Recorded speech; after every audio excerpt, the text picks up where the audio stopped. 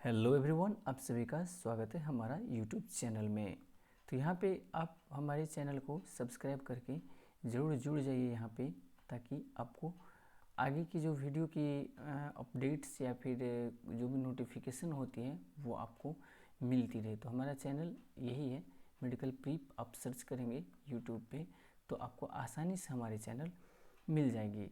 तो previous video में आप लोगों ने बहुत कुछ जान चुके थे, आप लोग किस तरह सेल्फिंग कराते, किस तरह हम लोग फेनोटिपिक रेशियो जेनेटिक रेशियो निकालते हैं।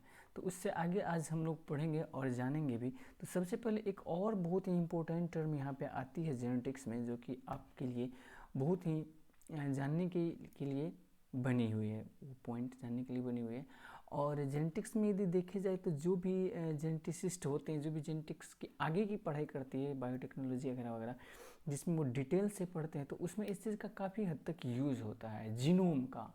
तो जीनोम का किस तरह से यूज़ होता है कि जैसे कि बहुत सारी चीज़ अब मॉडिफाइड होती जा रही है धीरे धीरे। जैसे आप लोग आगे पढ़ेंगे, आगे मैं और बताऊंगा आप लोग को।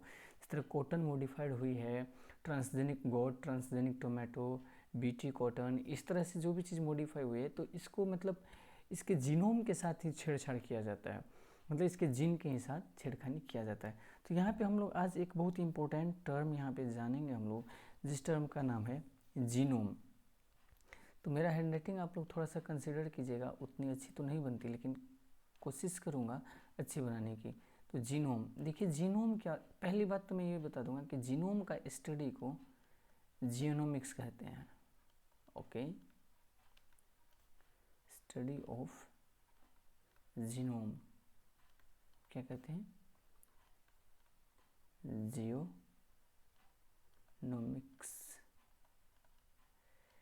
हो गया, इस चीज़ को आप लोग याद रख लीजिएगा। ओके, आइए यहाँ पे देखते हैं हम लोग इसका डेफिनेशन देखते हैं। जीनोम हम लोग क्या कहेंगे? जीनोम जो होता है, one complete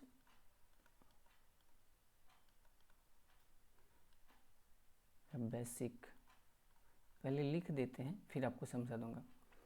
basic set of chromosome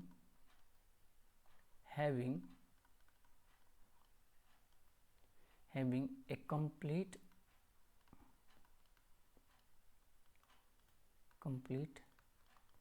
set of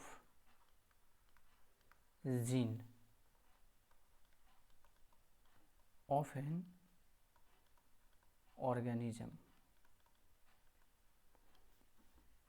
समझ गए?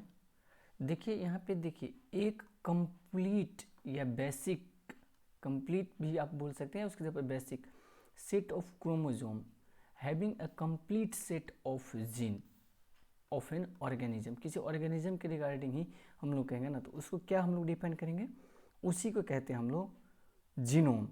अब दूसरा डेफिनेशन यहाँ पे मैं आपको बता दूंगा कि total gene present on one complete set of chromosome, या वन कंप्लीट या बेसिक सेट ऑफ क्रोमोसोम, आप जैसा कहेंगे उसी तरह से होगा। देखिए, टोटल जीन प्रेजेंट, देखिए प्रेजेंट को मैं यहाँ पे ऐसे लिखता हूँ, present on one complete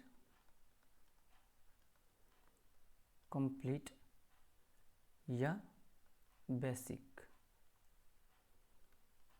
set of what? Chromosome. देखिए यहाँ पे मैंने CHR लिखा नहीं, क्रोमोसोम है, मैं शॉर्टकट इस तरह से कभी कभी यूज़ कर दूंगा, तो आप लोग कंफ्यूज मत होइएगा। तो यदि इस तरह से देखा जाए तो यहाँ पे देखिए कंडीशन में, तो इसको भी हम लोग क्या कहेंगे?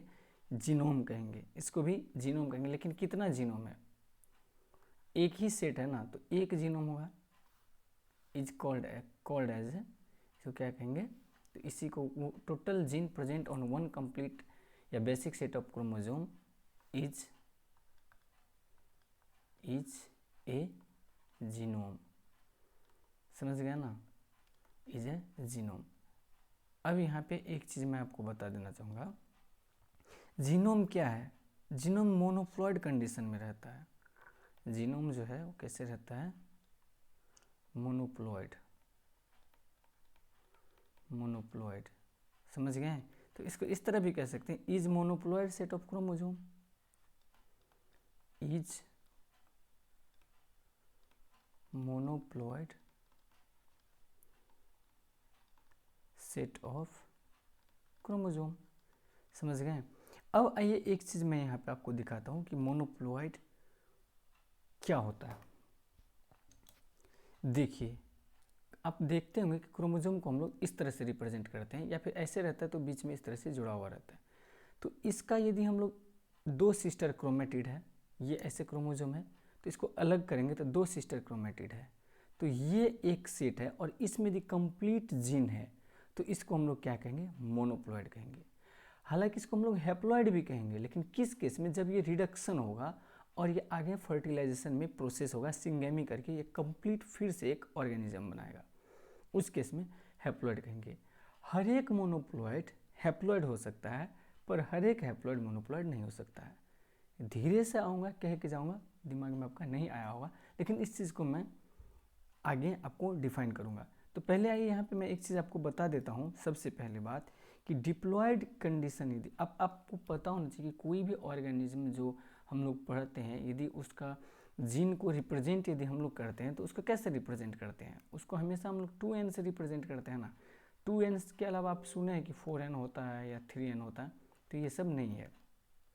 तो यहीं तक ये हाइपोथेटिकल बात है, और ये पॉसिबल है ही नहीं। तो 2n तक ही रहती है, या फिर इसी की यदि रिडक्शन होती है जब गैमीट बनता है तो ये n होता है। तो यही चीज़ हम लोग यहाँ पे देखेंगे। तो इसके आगे इसको हम लोग क्या कहते हैं? इस कंडीशन को हम लोग डिप्लॉयड कहते हैं, समझ गए? इसको डिप्लॉयड कहते हैं। इसको बाइप्लॉयड भी कह सकते हैं, यदि डिप्लॉयड ऑर्गेनिज्म बाइप्लॉयड शो करता है तभी। लेकिन डिप्लॉयड को ही बाइप्लॉयड हमेशा कहना गलत हो सकता है, समझ गए? तो आइए इस चीज़ को हम लोग यहाँ पे देखते हैं। इसको समझने के लिए मैंने लिखा था, आप पे डिपेंड करता है आप क्या करेंगे। तो देखिए यहाँ पे एक और चीज़, एक और पॉइंट मैं यहाँ पे लिखता हूँ कि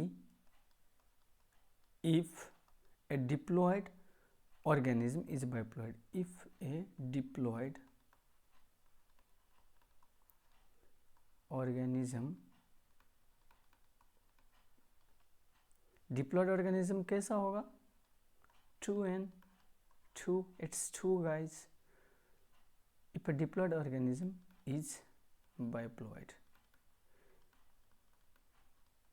यानी कि 2x।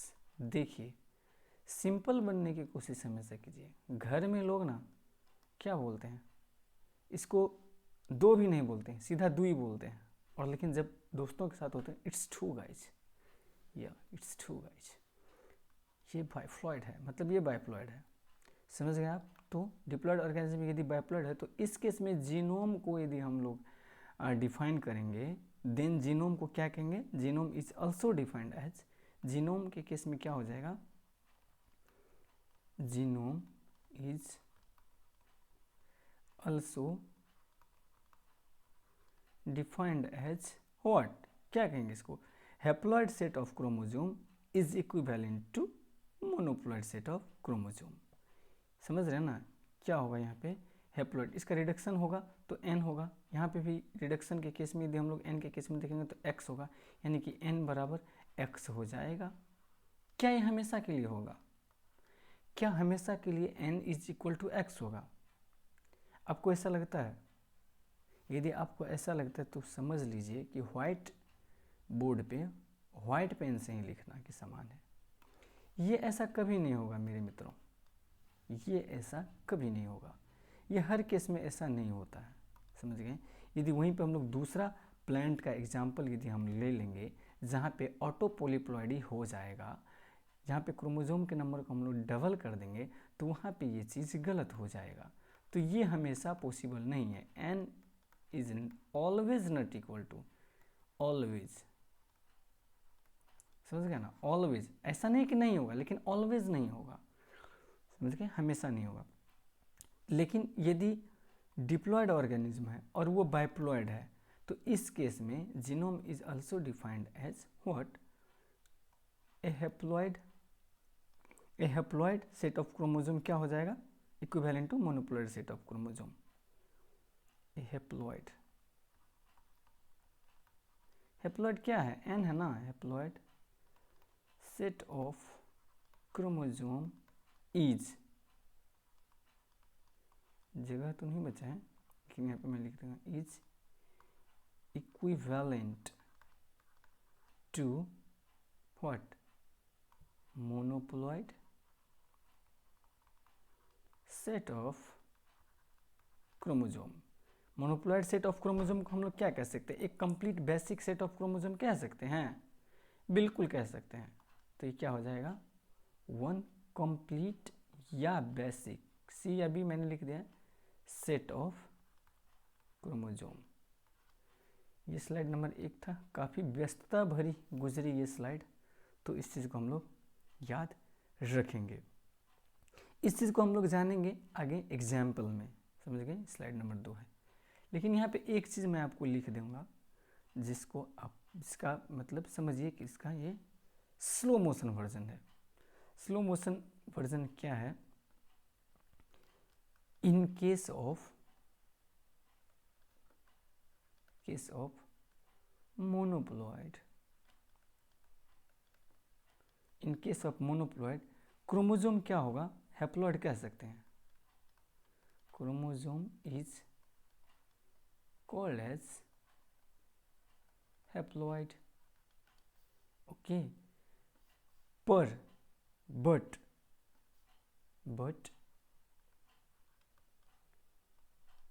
in case of haploid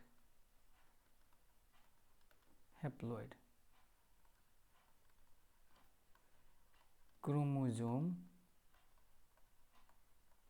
cannot be said, आप लोग थोड़ा थोड़ा मिस्टेक खोजने लगेगा ना, तो इसलिए कंप्लीट सेंटेंस लिखने की कोशिश करूंगा मैं। कैन नॉट बी सेड मोनोप्लॉइड, ये कब होगा, तो ये होगा ऑटो पोलीप्लॉइडी के केस में, समझ गए, ऑटो पोलीप्लॉइडी के केस में ये ऐसा हो जाएगा। तो आगे हम लोग जानेंगे, यहाँ पे तत्काल के लिए मैं लिख देता हूँ ऑटो पोलीप्लॉइडी। देखिए प्लॉइडी जो होता है, प्लॉइडी, इसको यहाँ पे खींच के ले आइए, अलग इंक से लिख दूँ, अलग कलर से, तो आइए इसको मैं अलग कलर से ही लिखते हैं।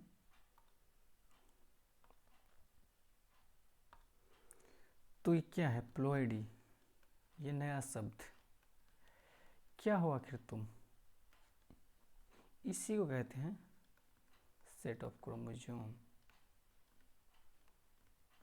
मैं जानता हूँ कि आप लोग ओवर ब्रिलियंट स्टूडेंट हैं, फिर भी मैं ये लिख के गुस्ताखी कर रहा हूँ। ये प्लॉइडी का अर्थ क्या होता है, सेट ऑफ क्रोमोसोम। अब आप समझ गए, इस चीज़ को आप लोग थोड़ा ध्यान में रखिए। In case of monoploid chromosome is called as haploid, but haploid के केस में क्रोमोसोम को क्या नहीं कह सकते, मोनोप्लॉइड। यहाँ पे मैंने बताया कैसा केस में ये होगा, ऑटो पोलीप्लॉइडी के केस में। प्लॉइडी का अर्थ होता है सेट ऑफ क्रोमोसोम, यानी कि हर पेन ही होता है, लेकिन हर पेन को रिफिल नहीं किया जा सकता। तो इस चीज़ के लिए मैं यहाँ पे डिफरेंस बताऊंगा। देखिए इस पेन में रिफिल लगता है और इसमें नहीं, तो सेम केस ये है कि हम लोग मोनोप्लॉइड को हैप्लॉइड कह सकते हैं, लेकिन हर हैप्लॉइड मोनोप्लॉइड नहीं हो सकता है। अमेजिंग फैक्ट लगा आपको, बहुत अच्छी बात है। तो आइए यहाँ पे हम लोग इस चीज़ को देखते हैं और जानते हैं। तो यहाँ पे हमने 2 एग्जाम्पल लिए, हालांकि मुझे ये पेन का कर्सर आपको दिखाने में थोड़ा सा कष्ट होगा। देखिए यहाँ पे रेड है, यहाँ पे व्हाइट, ये red, white red white red white, ये देखिए और ये देखिए। अब यहाँ से यहाँ पे आइए, यहाँ पे एग्जाम्पल ए जहाँ पे लिखा हुआ है, यहाँ पे देखिए लिख रहा हूँ, देख रहे हैं, ये है। तो यहाँ पे दिखा ये डॉट, व्हाइट बोर्ड पे थोड़ा सा दिक्कत होगा। एग्जाम्पल ए लेते हैं, मान लीजिए हमने एक प्लांट लिया, एक पौधा लिया हमने। अब इस पौधा के केस में हमने क्या किया, इस पौधा के केस में हमने मेल प्लांट लिया, यानी कि पैटर्नल और मैटरनल, यानी फीमेल भी लिए इसके और मेल भी लिए। और इसको हमने क्या किया, अब यहाँ पे देखिए ये कैसा कंडीशन है, ये डिप्लॉयड है, ये भी डिप्लॉयड है। लेकिन इसको क्या कहेंगे, हैप्लॉइड कहेंगे, ये भी हैप्लॉइड है। इसको देखिए double number of chromosome with respect to gamete, यानी कि ये यदि गैमीट बनता है रिडक्शन होके तो इसके कितने क्रोमोजोम है, 5 है। इधर भी देखिए, लेकिन यहाँ पे कितने, डबल है ना, 10 है ना, तो इसलिए यहाँ पे ये डबल लिखा गया। अब ये बाइप्लॉइड केस में है, यानी कि बाइप्लॉइड की केस में क्या क्या चीज़ हम देख सकते हैं कि यहाँ पे 2 कंप्लीट या बेसिक सेट ऑफ क्रोमोजोम है, समझ गए। ये क्या है, 2 जीनोम है ना, मतलब कि देखिए ऐसा कुछ है, ऐसा है एक सेट, फिर ये एक ऐसा है, ये 2 सेट है। यानी कि अब इसको यदि हम लोग देखें बाइप्लॉइड के केस में तो कितने सेट है, 2 कंप्लीट सेट है। अब यहाँ पे देखिए ये हो गया आपका, तो यहाँ पे कितने जीनोम है, एक साइड में 2 जीनोम है एक पेरेंट के लिए, समझ गए। अब देखिए ये bivalent formation during reduction, reduction जब होगा तो बाइवैलेंट का फॉर्मेशन कैसे करेगा, ये देखिए मैं आपको बता देता हूँ। ये एक क्रोमोजोम जो है मान लीजिए रिडक्शन करेगा, रिडक्शन के ड्यूरिंग बाइवैलेंट का फॉर्मेशन ऐसे होता है, ये दूसरा क्रोमोजोम है। अब यहाँ पे देखिए ये पोजीशन देखिए इस क्रोमोजोम का और इस क्रोमोजोम का, ये पोजीशन ऐसे ऐसे होगा, और ये भी गायब और ये भी गायब, और नया क्रोमोजोम का फॉर्मेशन हो जाएगा आगे ऑफ स्प्रिंग के लिए। ये बाइवैलेंट का केस हो गया। वहीं पे और एक केस मैं आगे बताऊंगा आपको जहाँ पे टेट्राड का फॉर्मेशन होता है, तो वहाँ पे कैसे होगा, कैसे होगा देखिए, ये भी होगा और ये भी हो जाएगा, हो गया टेट्राड का फॉर्मेशन, इस तरह से हो जाएगा। तो इस चीज़ को आप लोग याद रखिएगा, आगे मैं बताऊंगा टेट्राड का फॉर्मेशन। अब देखिए यहाँ पे क्या हो गया, रिडक्शन हुआ। रिडक्शन के केस में क्या होता है कि half number of chromosome with respect to parent, WRT मतलब विथ रिस्पेक्ट टू पेरेंट, यहाँ पे हाफ है, 1/2 है, okay. Number of chromosome with respect to, ये NO है, number of chromosome with respect to parent. ये कैसा केस है, हैप्लॉइड है। और यहाँ पे जैसे रिडक्शन होगा 5 क्रोमोजोम आएंगे तो ये एक सेट हो गया ना, एक ही सेट हो गया, यानी मोनोप्लॉइड, यानी कि कितने बेसिक सेट, कितने जीनोम, एक सेट तो एक जीनोम, कब, गैमीट के केस में। यहाँ पे फिर से सिंगैमी हो गया दोनों, ओके, यहाँ पे क्या हो गया, सिंगैमी हो गया। सिंगैमी होने के बाद क्या, फिर से ऑफ स्प्रिंग बना, कितने क्रोमोजोम, 10, यानी कि ये इसमें जो इसके अब देखिए यहाँ पे 2 कंडीशन बन गए, 2 कंडीशन बन गए, 2 कंडीशन जो बने हैं, एक हो गया डिप्लॉयड, एक हो गया बाइप्लॉयड। डिप्लॉयड में 2n = 10, यहाँ पे 2x = 10, यानी कि क्रोमोजोम नंबर जो होगा ये किस चीज़ के इक्विवेलेंट होगा, पेरेंट के equivalent, equivalent to parent, equivalent to parent, है ना। और ये क्या होगा, double in number, in number with respect to gamete, समझ गया ना। और यहाँ पे कितने बाइपोलर है, तो 2 जीनोम है, यानी कि 2 सेट है, और दोनों सेम है, दोनों सेट जो होंगे इक्वल होंगे, सेम होंगे, इसलिए यहाँ पे मैंने सेम लिखा है। यहाँ पे कोई भी कन्फ्यूज़न हो तो आप लोग भेज सकते हैं मुझे, कोई भी डाउट यहाँ पे कमेंट बॉक्स में कमेंट कर सकते हैं। और नए हैं तो सब्सक्राइब भी कर दीजिए, और यदि ओल्ड हैं और नए हैं दोनों हैं तो लाइक कीजिए और अपने फ्रेंड्स के साथ शेयर कीजिए, ताकि यहाँ पे और ज़्यादा स्टूडेंट्स आए और ये फैमिली, मेडिकल प्रीप फैमिली थोड़ा बड़ा हो और हमें भी एजुकेशन देने में, थोड़ा क्वालिटी का एजुकेशन देने में अच्छा लगे। देखिए मैंने सोचा है कि मेरा 50,000 तक यदि सब्सक्राइबर होगा तो मैं इस चैनल को मोनेटाइज नहीं करूँगा। 50,000 तक स्टूडेंट जुड़ने तक मैं कोई मोनेटाइज नहीं करूँगा, इसीलिए आपको कोई भी ऐड डिस्प्ले नहीं होंगे। तो इस चीज़ का आप लोग यहाँ पे फ़ायदा उठाने की कोशिश कीजिए। मोनेटाइज करूँगा अभी तो अप्रोक्स 100 के रेंज में होगी, 100 की, तभी मैं मोनेटाइज करूँगा। आइए, मोनेटाइज की बात बहुत दूर की है। अब यहाँ पे देखिए एक और प्लांट है, एक और प्लांट हमने लिया यहाँ पे, अब इसका हम लोग देखते हैं। देखिए एक और प्लांट है, इस प्लांट का एग्जाम्पल देखने के लिए हम लोग यहाँ पे आते हैं और देखते हैं कि ये प्लांट है, और इस प्लांट के फिर से यहाँ पे मैंने लिए मेल और यहाँ पे लिए फीमेल। अब क्या हुआ, ये डिप्लॉयड स्ट्रक्चर है, आप देख सकते हैं कि ये डिप्लॉयड है। एक सेकेंड, थोड़ा सा माइक आउट ऑफ कंट्रोल जा रहा, ये डिप्लॉयड है, समझ गए। और ये डिप्लॉयड के साथ साथ बाइप्लॉयड भी है, ये बाइप्लॉयड है, डिप्लॉयड है, यानी कि कितने, अब समझ ही गए हो कि 2 जीनोम है, 2 बेसिक सेट है। अब देखिए यहाँ पे मैंने क्या किया, कुछ अल्ट्रेशन किया जेनेटिक इंजीनियरिंग के माध्यम से, या फिर नेचुरली यदि सेल्फ, ऑटो मतलब क्या होता है, सेल्फ होता है ना, ऑटो मतलब होता है सेल्फ, समझ गए। तो यदि सेल्फ खुद ब खुद उस प्लांट में कुछ ऐसा जीन में अपने आप छेड़खानी हो गया जिसके वजह से उसके क्रोमोसोम नंबर डबल हो गए, या फिर हम लोगों ने कुछ ऐसा जेनेटिक इंजीनियरिंग किया जिसके वजह से उसके क्रोमोसोम नंबर क्या हुए, डबल हो गए। तो क्रोमोसोम नंबर यदि डबल हो गए मेरे दोस्तों, तो ये बाइप्लॉइड ही रहेंगे ना, ऐसा थोड़ी ना है कि 2n से 4n हो जाएगा। प्रकृति के साथ छेड़खानी हो रही है, लेकिन 2n जो है वो 2n ही रहेगा। लेकिन यहाँ पे सेट ऑफ क्रोमोसोम डबल हो जाएगा, यानी कि 2x से 4x हो जाएगा। लेकिन क्रोमोसोम नंबर 10 से 20 हो गए, 10 से कितने हो गए, 20 हो गए। मान लीजिए ये अरेबिडोप्सिडा एक प्लांट है, अरेबिडोप्सिडा, हाँ ऐसा कुछ, तो वो एक प्लांट है, उसके साथ हमने ऐसा कुछ छेड़खानी किया। तो अब इस अरेबी, यहाँ पे मैं लिख देता हूँ, अरेबिडोप्सिस, अरेबिडोप्सिस एक प्लांट है, इसके साथ हम लोगों ने क्या किया, जेनेटिक इंजीनियरिंग किया। इसके साथ बहुत ही नाइंसाफ़ी किया हम लोगों ने, और कुछ ऐसा बनाया कि इसका क्रोमोसोम नंबर डबल हो गया। अब डबल हो गया तो देखिए ये ओल्ड स्पेसीज प्लांट था, जिसके साथ मतलब अल्ट्रेशन नहीं हुआ था। ये कैसा था, ओल्ड स्पेसीज प्लांट था। आइए यहाँ पे मैं कलर चेंज कर देता हूँ, आप लोग को थोड़ी सी दिक्कत हो रही होगी, आप लोग की कठिनाई समझना मेरा प्रायोरिटी पे, समझ गए।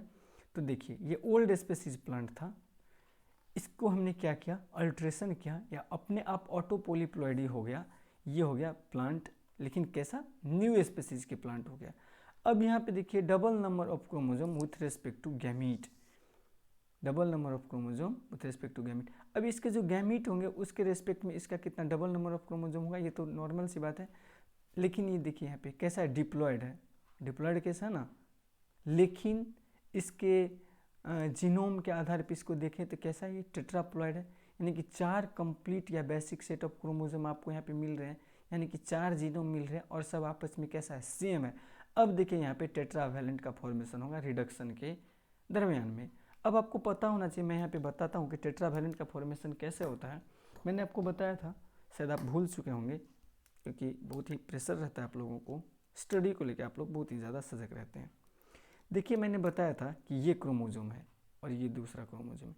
यदि ऐसा हो गया तो इस कंडीशन में क्या होगा, टेट्राड का फॉर्मेशन हो जाएगा। ये तो एक कंडीशन हो गया, मैं ऐसे दिखा रहा हूँ। आप देखने की कोशिश कीजिए कि ये एक ही साइड का सिस्टर क्रोमेटिड है और ये एक ही साइड का, मतलब कि कुछ ऐसा है। मैं ऐसे दिखा रहा हूँ तो इसका मतलब ये नहीं कि ऐसे क्रॉस की तरह रहते हैं, ये ऐसे हैं, मतलब एक ही है, तो ये ऐसा है और ये फिर एक ही साइड का है। तो एक ही साइड के सिस्टर क्रोमेटिड आपस में यदि टेट्रावैलेंट का फॉर्मेशन करते हैं तो इसी को हम लोग कहते हैं टेट्रावैलेंट फॉर्मेशन, रिडक्शन के ड्यूरिंग। तो एक्स की तरह तो नहीं होती है ना क्रोमोसोम, ये इस तरह रहती है।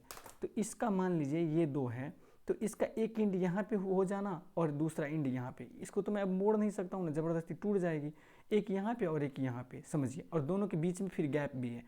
फिर क्या होगा, दोनों सेपरेट हो जाएंगे और फिर से वहाँ पे क्रोमोसोम उसी अनुकूल से बनने लगेंगे। तो ये आपको समझ में आ गया होगा मेरे ख्याल से। यदि फिर भी आपको समझ में नहीं आ रही है तो आप एक काम कीजिए, कमेंट बॉक्स में कमेंट कर सकते हैं, मैं वहाँ पे आपको आसानी से समझा दूंगा। अब यहाँ पे देखिए ये गैमीट है, अब यहाँ पे रिडक्शन हुआ, रिडक्शन होने के बाद गैमीट बना, कितने क्रोमोसोम की, 10 क्रोमोसोम की। इधर भी फीमेल गैमीट बना, कितने क्रोमोसोम की, 10 क्रोमोसोम की। लेकिन ये पेरेंट के केस में कैसा है, हाफ है, क्या, number of chromosome. Haploid condition को शो करता है, n = 10 है यहाँ पे। लेकिन वहीं पे यदि हम लोग जेनोम के आधार पे देखें तो बाइप्लॉइड है, 2x = 10 है। यहाँ पे 2 कंप्लीट या बेसिक सेट ऑफ क्रोमोसोम है, यानी कि 2 जीनोम है। अब जो ऑफस्प्रिंग बनेंगे उसमें कितने क्रोमोसोम होंगे, ऑब्वियसली 20 क्रोमोसोम होंगे। तो 2n = 20 हो गया, लेकिन 4x = 20 हो गया। तो यहाँ पे क्या n = x हुआ क्या, बिल्कुल नहीं हुआ। लेकिन हम लोग यदि वहीं पे इस स्लाइड का बात करें, हम लोग प्रीवियस स्लाइड का बात करें, तो यहाँ पे n = x आप लोग देख सकते हैं कि क्लियरली यहाँ पे n = x हो रहा है। लेकिन वहीं पे यदि हम लोग इस स्लाइड का बात करें तो यहाँ पे n ≠ x हो गया। तो हर केस में ऐसा नहीं होता है। मान लीजिए हमने एक और प्लांट लिया, व्हीट का लिया हमने। व्हीट के केस में क्या होता है आपको पता है? व्हीट में क्या होता है, 2n इक्वल टू कितना होता है पता है? इसके टोटल नंबर ऑफ क्रोमोजोम कितने होते हैं? इसके टोटल नंबर ऑफ क्रोमोजोम जो होते हैं वो होते हैं 42। n इक्वल टू क्या होता है 21। तो n equal to 21 equal to 3x होते हैं टोटल, यदि हम लोग सेट देखें तो। समझ गए आप? तो ये होता है। क्या यहाँ पे n इक्वल टू x हो रहा है क्या? नहीं। तो ये इसी चीज़ से आपको मैंने जो डेफिनेशन बताने की कोशिश करी थी यहाँ पे इस स्लाइड में, ये वही चीज़ था कि हर एक मोनोप्लॉइड हैप्लॉइड हो सकता है, पर हर एक हैप्लॉइड को हम लोग मोनोप्लॉइड नहीं कह सकते हैं। आइए इस स्लाइड, ये ब्लैंक स्लाइड हो गया, इस स्लाइड को हमने नंबर दिया था 2, ये 3 यहाँ पे कुछ नहीं है, और ये हो गया आपका स्लाइड नंबर 4, और ये हो गया आपका स्लाइड नंबर 5। यदि आपको इसके रिगार्डिंग और भी कोई कन्फ्यूजन रह गई है तो आप डायरेक्टली हमें कमेंट बॉक्स में कमेंट कीजिए, मैं कमेंट ज़रूर पढ़ूंगा। या फिर आपको उससे भी नहीं हो रही है तो मैं आपको ईमेल दे देता हूँ, डॉक्टर सांडिल्या, मैं ईमेल को डिस्क्रिप्शन बॉक्स में दे दूंगा, आप वहाँ से ईमेल देख लीजिएगा। हो सके तो मैं टेलीग्राम का भी ग्रुप जल्द ही बनाऊंगा, वहाँ पे आप हमारे साथ जुड़ जाइए, और जुड़ने के बाद मैं आपको वहाँ पे भी बहुत ज़्यादा हेल्प करने की कोशिश करूँगा। जो भी हर प्रकार की हेल्प होती है वो हर प्रकार की हेल्प मैं आपको अवश्य ही करने की कोशिश करूँगा। तो आप लोग भी हमारे साथ जुड़ जाइए वहाँ पे, और जितना भी लाभ हो सकता है वो लेने की कोशिश आप लोग कीजिए। मैं हमेशा आप लोगों के लिए तत्पर हूँ। कोई भी डाउट, यदि कोई भी कुछ भी रह जाती क्वेरीज तो इस चैप्टर के रिगार्डिंग, तो आप वहाँ से पूछिए। कोई भी फालतू चीज़ की यदि आप कमेंट पूछेंगे या फिर डाउट पूछेंगे तो वो मैं नहीं बताने वाला हूँ, क्योंकि आपने जो पढ़ा है पहले आपको वो बताना होगा। समझ गए? पहले आप वो बताएंगे, उसके बाद मैं आपको डाउट बताऊंगा। ओके, और साथ में आप अपना क्लास का नाम भी ज़रूर लिखने की कोशिश करेंगे कमेंट में। ओके, और आपको ये वीडियो कैसा लगा ये भी फीडबैक देंगे। आइए, ये होगी स्लाइड नंबर 6 में आपको मैं कुछ चीज़ पूछूंगा और आप लोग हमें बताएंगे। Okay, ready? तो आइए यहाँ पे कुछ क्वेश्चंस मैं यहाँ पे आपको पूछता हूँ। आइए क्वेश्चन से मैं आपको पूछता हूँ पहले, what do you mean bye double number of chromosome या हाफ नंबर ऑफ क्रोमोजोम? आइए, what do you mean bye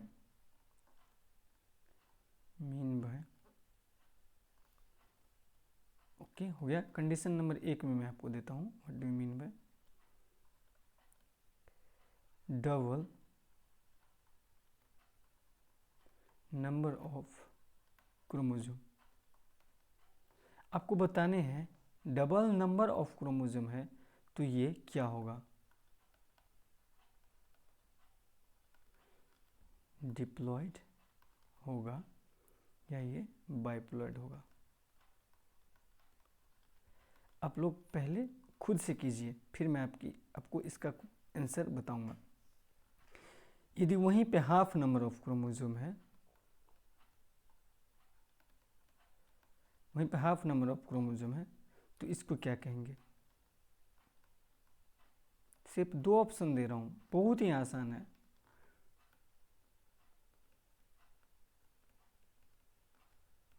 इतना तो समझ गए ना, मोनोप्लॉइड को x से डिनोट करेंगे, हैप्लॉइड को n से, डिप्लॉइड को 2n से, बाइप्लॉइड को 2x से। तो इस चीज़ में बिल्कुल कंफ्यूजन नहीं करना।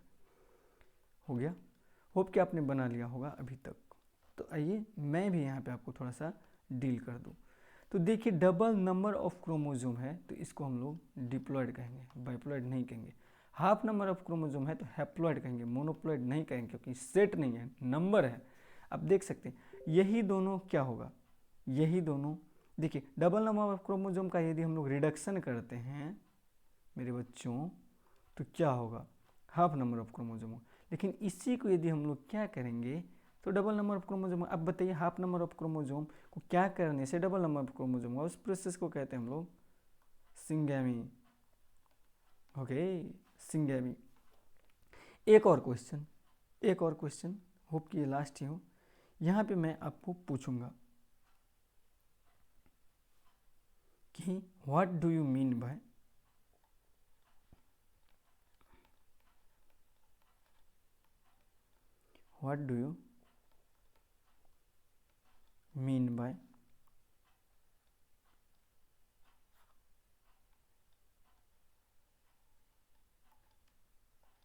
What do you mean by one complete, C complete या बेसिक। देखिए मैं इस तरह लिखता हूँ, आप लोग थोड़ा सा समझने की कोशिश कीजिए। सी का अर्थ कंप्लीट, बी का अर्थ बेसिक। वन कंप्लीट या बेसिक सेट ऑफ क्रोमोजोम, इसको क्या कहेंगे हम लोग? इसको मोनोप्लॉइड कहेंगे कि हैप्लॉइड कहेंगे? आप बताइए। इसको हम लोग मोनोप्लॉइड कहेंगे या हैप्लॉइड कहेंगे? हैप्लॉइड एन, मोनोप्लॉइड एक्स, तो ये मोनोप्लॉइड होगा। तो इसी तरह से, और इसमें कितने जीनोम? 2 जीनोम, दोनों सेम, सॉरी 1 जीनोम। और यहाँ पे यदि हम लोग 2 सेट देखें, 2 कंप्लीट या बेसिक सेट ऑफ क्रोमोजोम, तो ये क्या होगा? ये बाइप्लॉइड होगा और डिप्लॉइड होगा।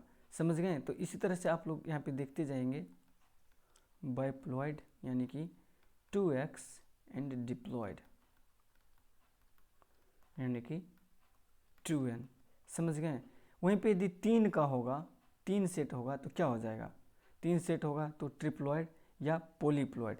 देखिए क्रोमोजोम के केस में यदि मोर देन 2n हो जाए, मोर देन यदि 2n हो जाए तो ये कैसा होगा?